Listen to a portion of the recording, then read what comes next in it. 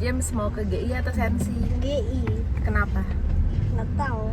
Jiwanya jiwa Gen Z dia. Enggak. Padahal mau ke mall manapun pasti yang selalu dilihat dan pasti mampir itu pasti ke Kiki V-nya aja.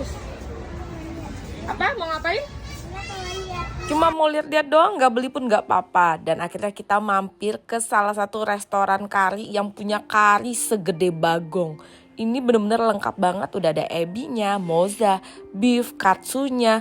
Anak-anak suka makannya tuh keroyokan kayak gini. Sebenarnya enakan dipindahin ke piring sih. Cuma udah kayak nggak tahan gitu sih nyobainnya. Untuk karinya manis, bisa di request mau pedesnya atau enggak. Si Jim sama si Is doyan banget dan porsiannya ini bisa buat 3 bocil dan 2 dewasa juga. Ukuran katsunya juga besar-besar ya. Dan udah dapat beefnya. Untuk harganya 250.000 belum sama tax. Ceritanya pengen bikin anak happy nyobain makanan yang